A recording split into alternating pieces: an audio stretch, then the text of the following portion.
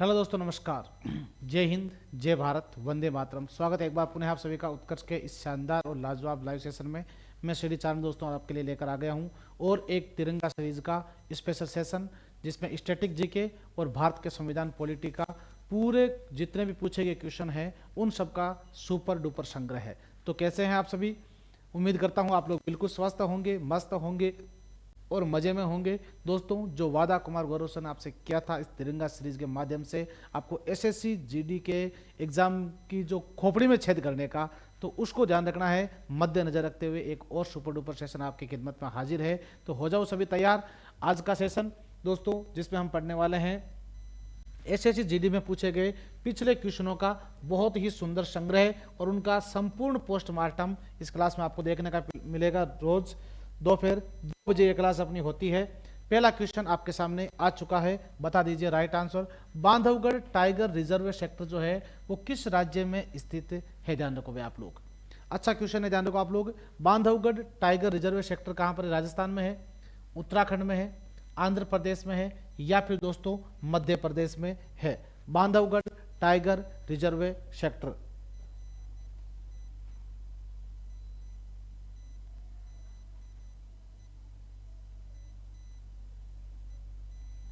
जल्दी से कमेंट कीजिए, देखें।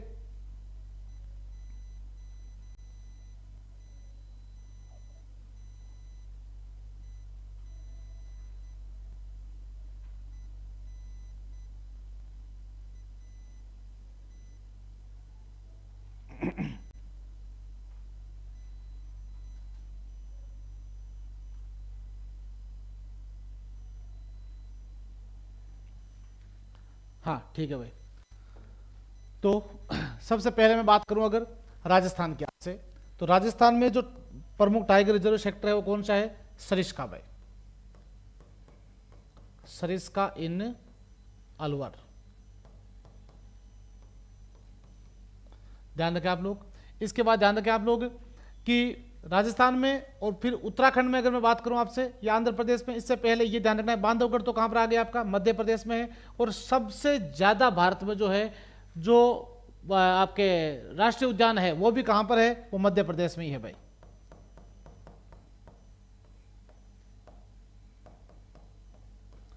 दूसरा पॉइंट यहां पर ध्यान रखें आप लोग, बाघों की मांद किसे कहा जाता है? सर्वाधिक बाघ जो है, बाघों का एक तो घर और एक बाघों की मांद। सभी देखो सुनना अच्छे से। तो राजस्थान को क्या कहते हैं? बाघों की मांद कहा जाता है सरिस्का को वैसे, जबकि मध्य प्रदेश को बाघों का घर कहा जाता है। बाघों का घर किसे कहा जाता है? मध्य प्रदेश को। और बाघों मांद किसे कहते हैं? जैसे ध्यान रखो शेर के रहने का स्थान होता है ना, जैसे चूहा बिल में रहता है तो वैसे ये अपन घर में रहते हैं, शेर बाघ जो है मांद में रहते हैं। तो बाघों की मांद ध्यान रखो आप लोग किसे कहते हैं? राजस्थान को कहा जाता है। बाघों का घर जो है मध्य प्रदेश को कहा जाता है। अगला क्वेश्चन ये रहा, बताओ देखे, भारतीय संविधान के किस अनुच्छेद के अंतर्गत भारत के उच्चतम न्यायालय के आरंभिक अधिकारिकता की व्याख्या की गई है? यानी प्रारंभिक क्षेत्राधिकार की बात हो रही है। सीधी सी बात है कि हमारे संविधान के किस आर्टिकल में सुप्रीम कोर्ट के प्रारंभिक क्षेत्राधिकार का प्रावधान अपन को देखने को मिलता है? अनुच्छेद 134, 130, 131 या फिर 132? ध्यान रखें भाई आप लोग। तो यहां आपका राइट आंसर हो जाएगा पहले तो 131। सुप्रीम कोर्ट, अच्छे से ध्यान रखें आप लोग, अपना सुप्रीम कोर्ट का प्रावधान है संविधान के अनुच्छेद 124 में है। और सुप्रीम कोर्ट की जो शक्तियां अगर अपन पढ़ते हैं, ये प्रश्न सुप्रीम कोर्ट की शक्तियों को लेकर के है ना, शक्तियां, जिसमें अपन पहले पढ़ते हैं प्रारंभिक क्षेत्राधिकार। प्रारंभिक क्षेत्राधिकार जिसका प्रावधान संविधान के अनुच्छेद 131 में अपन को देखने को मिलता है। और प्रारंभिक क्षेत्राधिकार में क्या अधिकार है? अगर पहला पॉइंट आता है, दो राज्यों के मध्य कोई विवाद होता है तो उसको कौन सुनता है भाई? सुप्रीम कोर्ट सुनता है। दूसरा ऑप्शन बनता है, राज्य सरकार और केंद्र सरकार के मध्य किसी तरह का विवाद होता है तो उस विवाद को भी कौन सुनता है? सुप्रीम कोर्ट सुनता है। तीसरा ऑप्शन बनता है कि एक तरफ राज्य प्लस केंद्र सरकार है यानी एक तरफ कुछ राज्य और कुछ केंद्र सरकार, कुछ राज्य और केंद्र सरकार, दूसरी तरफ कुछ अन्य राज्य हैं जिसके मध्य कोई विवाद है, ऐसी कोई भी स्थिति उत्पन्न होती है तो प्रारंभिक क्षेत्राधिकार के तहत सुप्रीम कोर्ट इसको सुनता है। इसके बाद में देखो आप लोग अपीलीय क्षेत्राधिकार, अपीलीय क्षेत्राधिकार यानी सुप्रीम कोर्ट अपना सबसे बड़ा अपील का क्षेत्राधिकार होता है, जिसके तहत देखो दीवान अपील है, या मैं कहूं आपसे फौजदारी अपील है, या फिर मैं आपसे कहूं कि संवैधानिक अपील है, संवैधानिक अपील है, या सिविल अपील है। ये अपील अपन कहां कर सकते हैं? Supreme court. सुप्रीम कोर्ट को इसीलिए भारत का सर्वोच्च अपील का क्षेत्राधिकार कहा जाता है। जबकि अनुच्छेद 143 के तहत सुप्रीम कोर्ट के पास होता है परामर्श क्षेत्राधिकार। परामर्श क्षेत्राधिकार इसके तहत क्या होता है? राष्ट्रपति सुप्रीम कोर्ट से किसी भी केस की रिपोर्ट मांग सकता है। अनुच्छेद 143 के तहत परामर्श क्षेत्राधिकार होता है। जबकि अनुच्छेद 32 मैंने आपको बताया था संवैधानिक उपचारों का अधिकार, जिसके तहत हमारे अधिकारों का हनन होने पर हम 5 प्रकार की रिट सुप्रीम कोर्ट में दायर कर सकते हैं। कितने प्रकार की? 5 प्रकार की। तो यहां आपका राइट आंसर क्या हो जाएगा? अनुच्छेद 131। भाई ध्यान रखना आप लोग सुप्रीम कोर्ट के बारे में और शक्तियों के बारे में अच्छे से ध्यान रखना है। ये अगला क्वेश्चन आ गया आपके सामने, ये रहा, बताओ देखे। वारली चित्रकला भारत के किस राज्य की लोक चित्रकला है? ध्यान रखो आप लोग। वर्ली या वारली मणिपुर की है, महाराष्ट्र की है, मिजोरम की है, या फिर कर्नाटक की है? भाई ध्यान रखो आप लोग। तो वारली चित्रशैली जो है ये भारत के महाराष्ट्र राज्य की है। भाई ध्यान रखो आप लोग। वर्ली नाका नाम सुना होगा आपने कभी, वो सनी देओल की इंडियन फिल्म में वर्ली नाका से वो बस निकलती है ना, तो वारली ध्यान रखो आप लोग। या वर्ली जो है ये महाराष्ट्र की है, ध्यान रखो आप लोग चित्रशैली। जबकि अगर मैं बात करूं आपसे कि फड़ चित्रशैली कहां की है, फड़ चित्रशैली कहां की है, तो फड़ चित्रशैली है भाई अपने राजस्थान की। फड़ चित्रशैली कहां की है? राजस्थान की है। आप सभी को ज्ञात हो, कपड़े पर ध्यान रखो आप लोग। कहां पर? जो कपड़ा होता है ना, कपड़े पर लोक देवता होते हैं, उन लोक देवता की जीवनी को चित्रित करना और चित्र के माध्यम से उनको पढ़ना क्या कहलाता है? फड़ कहलाता है। ध्यान रखो आप लोग भाई। तो यहां सभी ध्यान रखेंगे कि फड़ चित्रशैली कहां की है? वो अपने राजस्थान की है। जबकि वारली चित्रशैली कहां की है? वो महाराष्ट्र की है। अब अगर आपसे एग्जाम में क्वेश्चन पूछे कि भारत में चित्रकला का स्वर्णकाल किसके काल को कहा जाता है? चित्रकला का गोल्डन टाइम, स्वर्ण काल किसके काल को कहा जाता है? तो आपका उत्तर हो जाएगा जहांगीर। आपका उत्तर क्या होगा भाई? मुगल शासक जहांगीर। ऐसा बताते हैं कि जहांगीर ने जो अपनी आत्मकथा लिखी थी तुजुक ए जहांगीरी,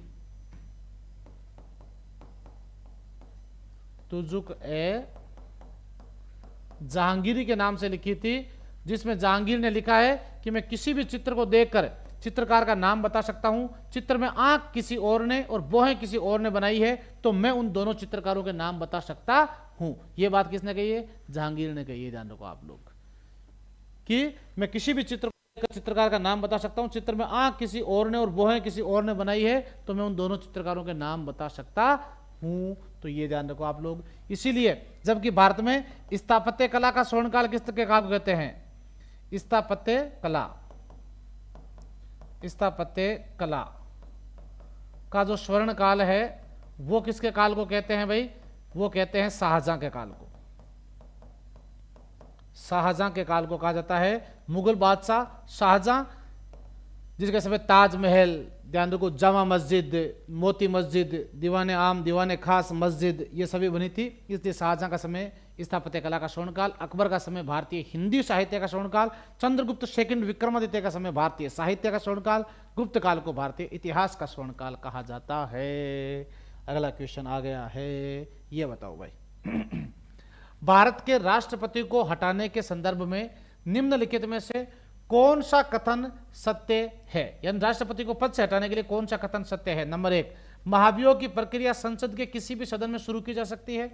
दूसरा है, राइट बात है, बिल्कुल ध्यान रखो आप लोग, महाभियोग के आरोप उस सदन के 1/3 द्वारा हस्ताक्षरित होने चाहिए जिसमें प्रक्रिया शुरू की गई है। जी नहीं, जिसमें प्रक्रिया शुरू होती है वहां 1/4 1/4 सदस्यों का लिखित में प्रस्ताव होना जरूरी होता है। महाभियोग प्रक्रिया में राष्ट्रपति को 30 दिनों का नोटिस दिया जाना चाहिए, जी नहीं। महाभियोग शुरू होने से पहले 14 दिन पहले राष्ट्रपति को सूचित करना अनिवार्य होता है। तीसरा है महाभियोग प्रस्ताव उस सदन की कुल सदस्यता के 2/3 बहुमत से पारित किया जाना जरूरी है, बिल्कुल जरूरी है, यानी ए भी सही है और डी भी सही है, ए डी आपका करेक्ट आंसर हो जाएगा भाई। यहां पर समझो वापस एक बार, राष्ट्रपति को महाभियोग पद से हटाने के लिए कौन सी प्रक्रिया अपनाई जाती है? महाभियोग प्रणाली, इंपीचमेंट, आर्टिकल 61 अनुच्छेद 61 के तहत होती है। राष्ट्रपति या उपराष्ट्रपति को पद से हटाने के लिए संसद में महाभियोग लाया जाता है। संसद देखो ध्यान रखना साथ में, ये भी, ये होगी आपकी लोकसभा और ये होगी आपकी राज्यसभा। संसद में 79, राज्यसभा 80 और लोकसभा 81। ठीक है, अब ध्यान रखें आप लोग, महाभियोग किस सदन में लाया जा सकता है? पहले चाहे लोकसभा में लेके आ जाओ या राज्यसभा में, लेकिन अगर आपसे उपराष्ट्रपति पूछे, उपराष्ट्रपति के खिलाफ महाभियोग पहले राज्यसभा में ही आएगा, लोकसभा में नहीं आएगा कभी भी। राष्ट्रपति के खिलाफ पहले चाहे लोकसभा में लेकर आ जाओ, चाहे पहले राज्यसभा में लेकर आ जाओ। जिस सदन में लाया जाता है उस सदन के 1/4 सदस्यों का लिखित में प्रस्ताव होना जरूरी है, जिसके बाद उसी सदन में महाभियोग, ध्यान रखें, 2/3 बहुमत से पारित होना जरूरी है, जिसके बाद सेकंड सदन में भेजा जाएगा जहां 2/3 बहुमत से पारित होना अनिवार्य होता है। अगर हो गया तो राष्ट्रपति जी को उसी दिन पद का त्याग करना होता है। राष्ट्रपति के खिलाफ महाभियोग लाने के 14 दिन पूर्व सूचित करना अनिवार्य है, और भारत में अब तक किसी भी राष्ट्रपति के खिलाफ या किसी भी उपराष्ट्रपति के खिलाफ महाभियोग नहीं लाया गया है। ध्यान रखें भाई आप लोग, अब तक नहीं लाया गया है। और साथ में ही ध्यान रखना कि महाभियोग किस शर्त पर लाया जाता है? तो महाभियोग 2 शर्त पर लाया जा सकता है। पहली शर्त क्या है? पद का दुरुपयोग, पद का दुरुपयोग, गलत उपयोग होता है, या सिद्ध कदाचार, अगर कोई आरोप तय हो जाता है, सिद्ध कदाचार, सिद्ध कदाचार के आधार पर राष्ट्रपति और उपराष्ट्रपति के खिलाफ महाभियोग लाया जाता है। आज तक राष्ट्रपति उपराष्ट्रपति के खिलाफ महाभियोग नहीं लाया गया, लेकिन सर्वोच्च न्यायालय के मुख्य न्यायाधीश को पद से हटाने के लिए एक बार प्रोसेसिंग शुरू की गई थी, रिमूवल, ध्यान रखो, वी रामास्वामी के खिलाफ, वी रामास्वामी जी के खिलाफ में, जो अपने न्यायालय सुप्रीम कोर्ट के न्यायाधीश थे 1991 से 93, लेकिन लोकसभा में तो पारित हुआ, लेकिन राज्यसभा में पारित ही नहीं हुआ था। तो ध्यान रखें आप लोग, यहां ये आपका बहुत मोस्ट और इंपोर्टेंट क्वेश्चन है, अच्छा क्वेश्चन है, मोस्ट कर लेना भाई इसको आप लोग। पद से हटाने की प्रोसेसिंग राष्ट्रपति और उपराष्ट्रपति के संदर्भ में। नेक्स्ट क्वेश्चन आ गया है, ये रहा, बताओ देखे, निम्नलिखित में से कौन सा पारंपरिक रूप से अंडमान और निकोबार द्वीप समूह में रहने वाले आदिवासी समूह है? नहीं है। ध्यान रखना प्रश्न को सही ढंग से, नहीं है। सेंटिनलीज, ओनगे, जरावा, मुंडा। तो मुंडा दोस्तों ध्यान रखो आप लोग, अंडमान निकोबार द्वीप समूह में रहने वाले आदिवासी समूह का पार्ट नहीं है, ध्यान रखो आप लोग। तो यहां आपका राइट आंसर क्या हो जाएगा? डी आपका करेक्ट आंसर है। अंडमान निकोबार द्वीप समूह जो है, अंडमान निकोबार द्वीप समूह है, ध्यान रखें, जिसकी कैपिटल कहां पर है? Port Blair. राजधानी कहां पर है? पोर्ट ब्लेयर है। और अंडमान निकोबार द्वीप में अभी मोदी सरकार के द्वारा घोषणा हुई थी ना कि जितने भी परमवीर चक्र है, अपने परमवीर चक्र विजेता जो है, उन सभी परमवीर चक्र विजेताओं के नाम से अंडमान निकोबार में द्वीप स्थापित किए गए हैं। जितने भी द्वीपों के नाम चेंज हुए हैं और उनके नाम से रखे गए हैं। तो अच्छा क्वेश्चन है ये। यहां आपका राइट आंसर क्या हो जाएगा? डी आपका यहां पर बिल्कुल करेक्ट आंसर हो गया है। नेक्स्ट क्वेश्चन आ गया भाई, ये रहा, बताओ देखे, किस संविधान संशोधन के तहत पिछड़े वर्गों के लिए राष्ट्रीय आयोग को संवैधानिक दर्जा दिया गया है? आप सभी देखते हैं, अनुसूचित जाति व जनजाति एक आयोग बना हुआ है, SC/ST आयोग, या अनुसूचित जाति व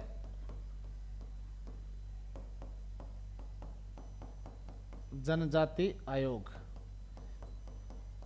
या मैं कहूं आपसे अल्पसंख्यक आयोग भी बना हुआ है, ध्यान रखें आप लोग, और अनुसूचित जाति व जनजाति आयोग भी बना हुआ है। तो आपको बताना है देखे कि करेक्ट आंसर आपका यहां पर क्या होता है। तो दोस्तों आपको ध्यान रखना है, संवैधानिक संशोधन अनुच्छेद आपके 102वां संविधान संशोधन, ध्यान रखोगे आप लोग। कौन सा हुआ था? 102वां संविधान संशोधन मोदी सरकार के समय जो किया गया, उसके तहत वर्गों के लिए राष्ट्रीय आयोग को संवैधानिक दर्जा दिया गया है। इसके बाद ये ध्यान रखें, 100वां संविधान संशोधन कब हुआ था रे? ये हुआ था 100वां संविधान संशोधन 2015 ईस्वी में। भाई कब हुआ था? 2015 में, जिसके तहत भारत और बांग्लादेश जो है, भारत और बांग्लादेश के मध्य चल रहे जो सीमा विवाद था, जो 1974 ईस्वी से चल रहा था, उस विवाद को सुलझा दिया गया था, ध्यान रखें आप लोग। इसके अलावा अगर आपसे पूछे 99वां संशोधन, ये बहुत इंपॉर्टेंट है, 99वां संविधान संशोधन कब हुआ था? तो ये हुआ था 2014 ईस्वी में, मोदी सरकार के समय हुआ, जिसके तहत जो सुप्रीम कोर्ट और हाई कोर्ट में न्यायाधीशों की नियुक्ति होती है, कॉलेजियम प्रणाली, कॉलेजियम प्रणाली, इसमें मोदी सरकार ने संशोधन किया था और संशोधन करके कॉलेजियम प्रणाली का नाम बदल कर रखा था न्यायिक नियुक्ति प्राधिकरण, न्यायिक नियुक्ति प्राधिकरण। लेकिन ध्यान रखें, सुप्रीम कोर्ट ने 2015 ईस्वी में इस 99वें संविधान संशोधन को पूरे को क्या कर दिया? खत्म कर दिया, रद्द कर दिया। विधान को आप लोग। और 101वां संविधान संशोधन कब हुआ था? यह हुआ था 2016 ईस्वी में, जिसके तहत goods and service tax GST कानून को संवैधानिक मान्यता दी गई थी। ध्यान रखो आप लोग।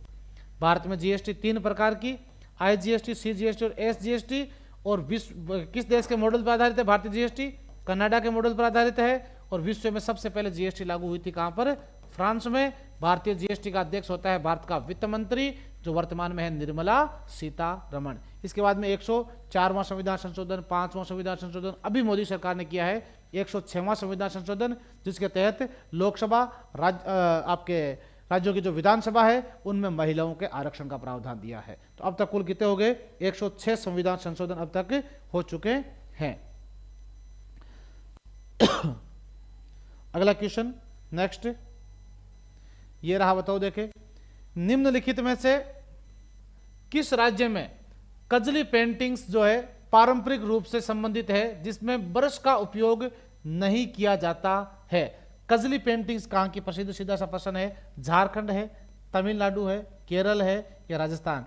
तो ध्यान रखो आप लोग, कजली जो है ये राजस्थान का है। ध्यान रखो आप लोग, कजली पेंटिंग्स कहां की है? कजली पेंटिंग्स राजस्थान की होती है, जिसमें ब्रश का उपयोग नहीं किया जाता है। ओके, तो यहां आपका राइट आंसर राजस्थान की पेंटिंग्स को लेकर के या राजस्थान के नृत्यों को लेकर के अगर पूछे तो राजस्थान में नृत्यों का सबसे नृत्यों का सिरमौर कौन सा है? घूमर नृत्य है। और लोकगीत आपको बताया था मैंने आपको, केसरिया बालम, पधारो हमारे देश। देखो राजस्थान की संस्कृति कितनी मस्त है, इतने अच्छे अच्छे गीत, केसरिया बालम पधारो हमारे देश। ये पहले तो ऐसे ही गीत गाते थे। जब ध्यान रखो, राजस्थान के लोक गीत, लोक संस्कृति पढ़ते हो ना, जिसमें बारात जब तोरण पर आती थी तो महिलाएं गीत गाती थी। ध्यान रखो आप लोग, बना थाने चंद्र बदनी परनावा। और आज की संस्कृति का सत्यानाश, संस्कृति की तो भोगली बना के रख दी पूरी। ध्यान रखो आप लोग, आज बारात जब तोरण पर आती है तो गीत चलता है, तेनू दुल्ला किने बनाया भूतनी के, ठीक है, और बापू नाच रहा है उसके ऊपर। ध्यान रखो आप लोग। और दूसरा गाना चलता रहता है, बापू सेहत के लिए तू तो हानिकारक है। और बाप बेटे दोनों साथ ही नाच रहे हैं और बेटा बाप को कह रहा है बापू सेहत के लिए तू तो हानिकारक है। ये कल्चर तो भैया अपने पूरे भारत का कहीं नहीं था, ध्यान रखें आप लोग।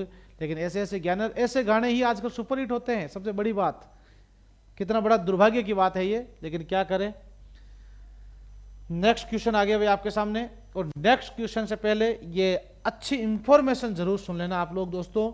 आपके लिए एसएससी फाउंडेशन बैच, जिसमें सीजीएल, सीपीओ और सीएचएसएल की आपको सुपर तैयारी करवाई जा रही है। 10 सितंबर से बैच प्रारंभ हो रहा है दोपहर 2 बजे से। एसएससी जीडी का बैच प्रारंभ हो रहा है 10 सितंबर से दोपहर 2 बजे से।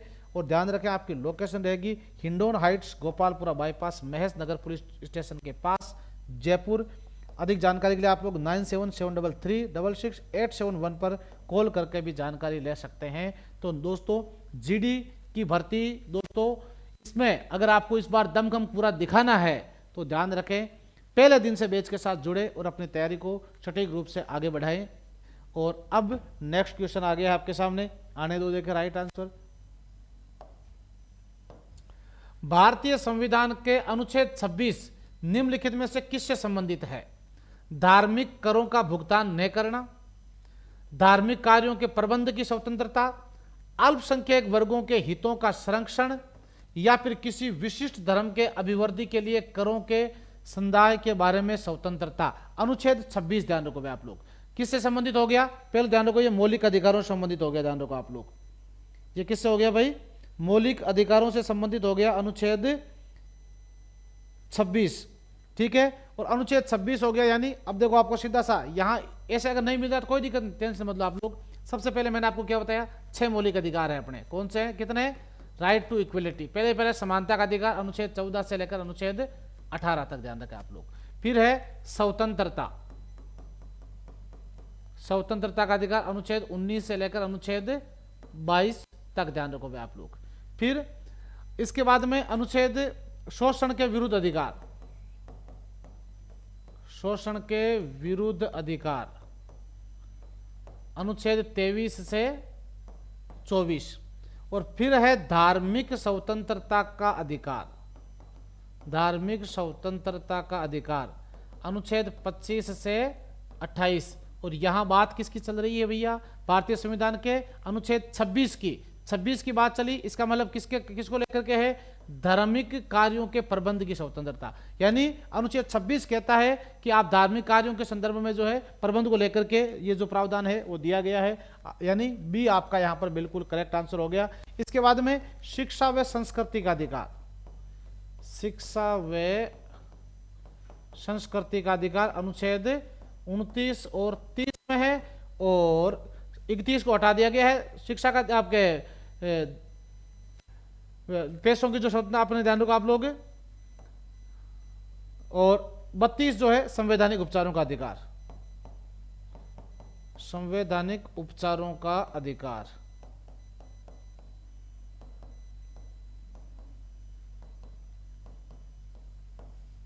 अनुच्छेद 32 जिसको डॉक्टर बी आर अम्बेडकर ने संविधान की आत्मा कहा है, बी आर अम्बेडकर ने संविधान की आत्मा,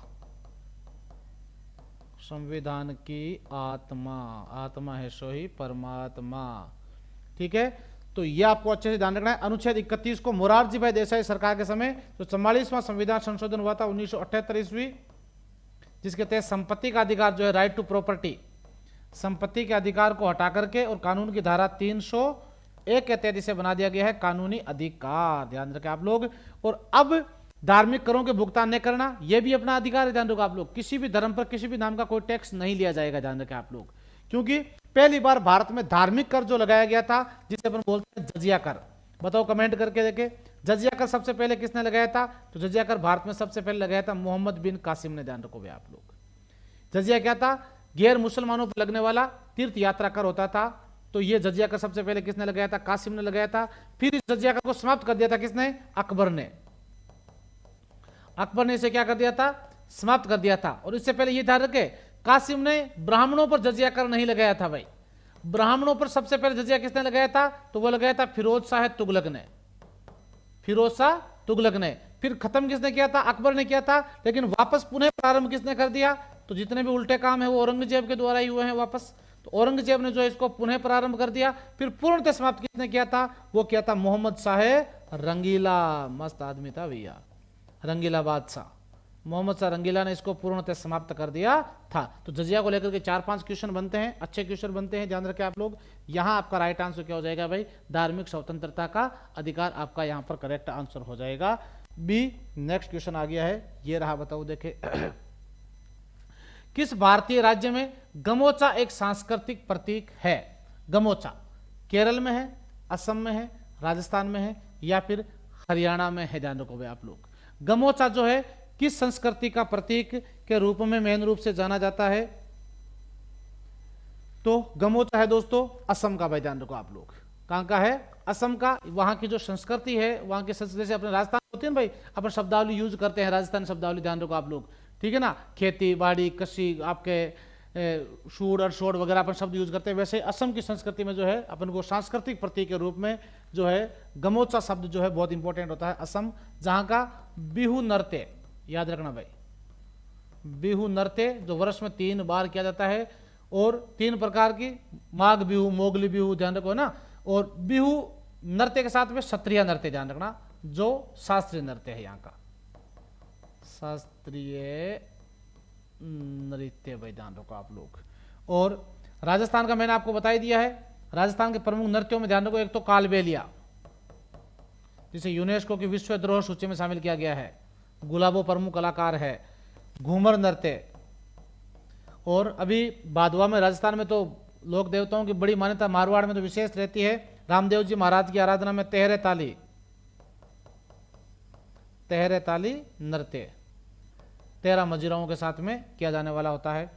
और जसनाथ जी की आराधना में होता है अग्नि नृत्य, धधकते हुए अंगारों पर, कतरिया सर बीकानेर का प्रसिद्ध है वैसे। और इसके अलावा घूमर नृत्य हो गया है, तेरे ताल नृत्य, चरी नृत्य हो गया, और भी खूब सारे नृत्य रहते हैं।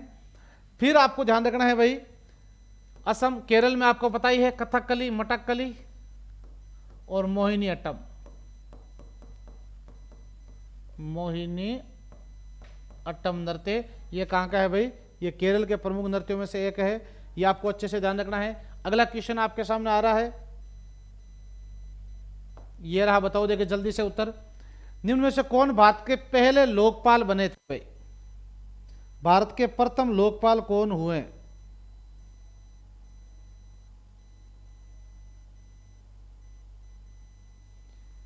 भारत के प्रथम लोकपाल कौन हुए थे?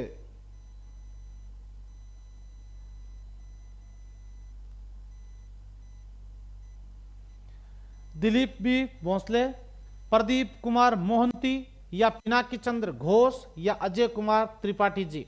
यानी प्रथम लोकपाल कौन हुए थे? तो पीसी घोष यानी पिनाकी चंद्र घोष हुए थे दोस्तों, भारत के प्रथम लोकपाल, ध्यान रखें भाई आप लोग। अब अगर आपसे पूछे कि भारत के वर्तमान में लोकपाल कौन है, ध्यान रखो आप लोग, भारत के वर्तमान में लोकपाल कौन है? तो अजय माणिक राव, ध्यान रखें भाई आप लोग, वर्तमान में कौन है?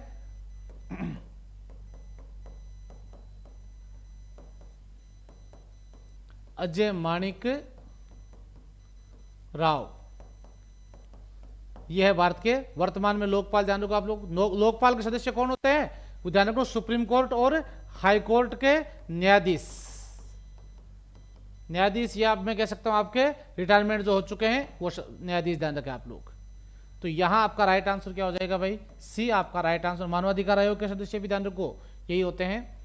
अगला क्वेश्चन ये रहा, बताओ देखिए, निम्नलिखित में से कौन सी भारत की प्रथम महिला न्यायाधीश अन्ना चांडी की आत्मकथा है? कौन सी भारत की प्रथम महिला न्यायाधीश? देखो ध्यान रखो आप लोग, न्यायाधीश प्रथम कौन है? तो अन्ना चांडी, ध्यान रखें आप लोग, ठीक है ना। और इनकी आत्मकथा का नाम क्या है? आत्मवर्तांता, मंजा, जलमाची, चित्रकथा, अंत्य कथा या आत्मकथा? तो इनकी बायोग्राफी का नाम ही आत्मकथा है। सबसे अच्छी बात ये ध्यान रखो, अन्ना चांडी की आत्मकथा का नाम क्या है? आत्मकथा ही है, ध्यान रखो आप लोग। और ये भारत की, ध्यान रखे, प्रथम महिला न्यायाधीश हुई है। लेकिन अगर हमसे पूछे कि सर्वोच्च न्यायालय की प्रथम महिला न्यायाधीश कौन थी? सर्वोच्च न्यायालय, ये सेशन कोर्ट की बनी थी, ध्यान रखो आप लोग ना, जिला न्यायालय की।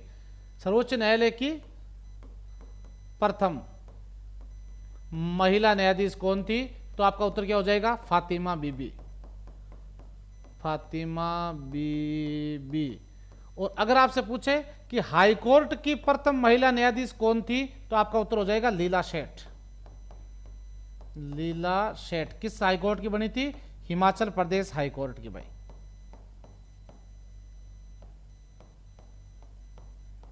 हिमाचल प्रदेश। तो यहां आपका राइट आंसर क्या हो जाएगा? आत्मकथा आपका यहां पर बिल्कुल करेक्ट आंसर हो गया है भाई, ध्यान रखें आप लोग। इसके बाद देखो, पुस्तकों को लेकर के बहुत ज्यादा एग्जाम में क्वेश्चन आते हैं। एक एसएससी में ये तो एक फिक्स है कि एक सवाल तो आपके पुस्तकों को लेकर के आता ही है, ध्यान रखो आप लोग। जैसे यू कैन विन, बताओ, देखिए जल्दी से कमेंट करो। आपको मैं पुस्तकों के नाम लिख रहा हूं, आप लोग बताएंगे। यू कैन विन किसकी है? बराक ओबामा, बराक ओबामा की है, जो अमेरिका के पूर्व प्रेसिडेंट हुए हैं, ध्यान रखो आप लोग। इसके अलावा मैं अगर आपसे बात करूं, नरेंद्र मोदी की पुस्तक है, नरेंद्र मोदी के द्वारा लिखी गई महत्वपूर्ण पुस्तकें कौन सी है? तो आपको पता होना चाहिए, कर्म योद्धा,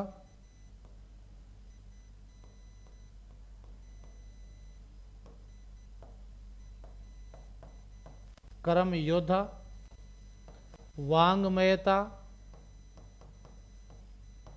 भावी साक्षी, एग्जाम वॉरियर्स, एग्जाम वॉरियर्स, और इसके अलावा ज्योतिपुंज, ज्योतिपुंज, सबका साथ सबका विकास है ही। और इसके अलावा ध्यान रखें कि अमित शाह के द्वारा लिखी गई है, भारत में भाजपा सरकार क्यों? भारत में भाजपा सरकार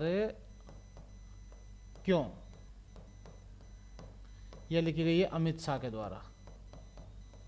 और अभी एक सबसे ज्यादा जो चर्चा में है वो है the amazing Ayodhya, Neena Roy, the amazing Ayodhya.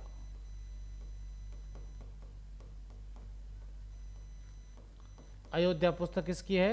यह है नीना रॉय की भाई, नीना रॉय की। और एक पुस्तक ध्यान रखो आप लोग, the golden boy Neeraj Chopra, Navdeep Gill, the golden boy Neeraj Chopra, Navdeep Gill.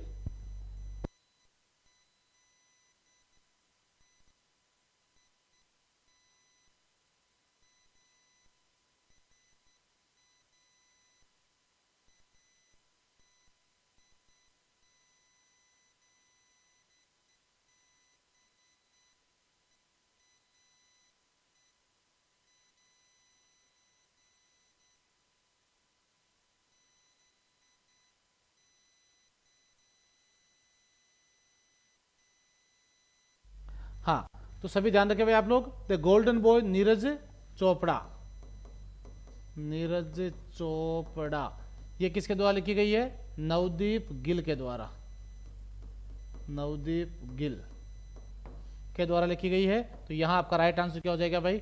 आत्मकथा आपका यहां राइट आंसर हो जाएगा। नेक्स्ट क्वेश्चन, राष्ट्रीय खेल विश्वविद्यालय निम्नलिखित में से किस राज्य में स्थित है? मध्य प्रदेश में है, असम में है, पंजाब में है, या फिर मणिपुर में? सीधा सा उत्तर आपका हो गया है, राष्ट्रीय खेल विद्यालय दोस्तों मणिपुर में है। मणिपुर जिसकी राजधानी है इम्फाल, इम्फाल। एम बीरेन सिंह सीएम है यहाँ के, एम बीरेन सिंह, एम बीरेन सिंह। और यहाँ का प्रमुख नृत्य है मणिपुरी नृत्य भाई, ध्यान रखो आप लोग, मणिपुरी नृत्य। और एक Thangta, martial art, martial art, Thangta भाई ध्यान रखो आप लोग। और पंजाब का भंगड़ा है ही। और बैसाखी का त्योहार यहाँ का बहुत फेमस है, बैसाखी त्योहार, लोहड़ी का त्योहार,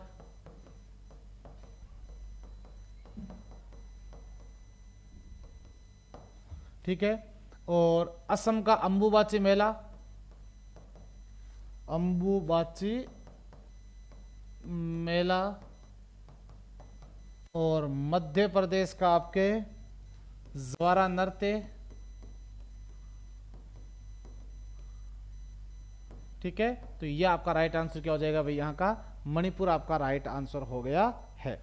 अगला क्वेश्चन आ गया आपके कि भारत के संविधान में किस देश के संविधान से कोई विशेषता नहीं ली गई है भाई? बताओ देखें, संयुक्त राज्य अमेरिका, चाइना, ब्रिटेन, या फिर फ्रांस? तो यहां तो आपका राइट आंसर सोचने की जरूरत नहीं, मैं पहले भी आपको शायद बता चुका हूं, चाइना के संविधान से कोई प्रावधान नहीं लिया गया है, याद रखें आप लोग। क्योंकि चाइना में संविधान अपन से भी लागू बाद में ही हुआ था, तो इनसे क्या लेते हैं अपन, ध्यान रखें।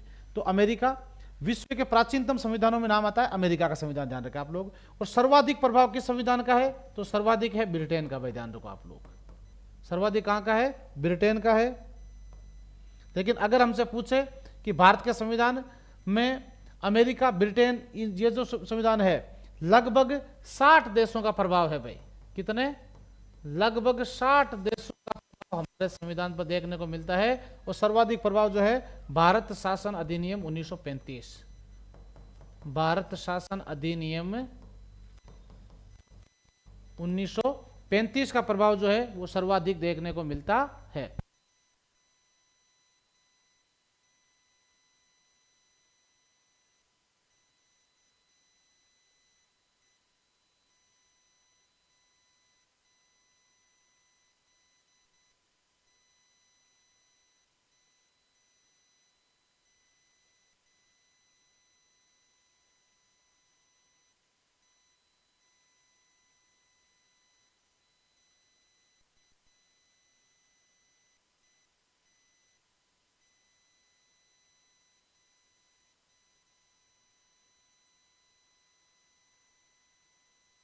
हाँ, तो चाइना भाई ध्यान रखो आप लोग।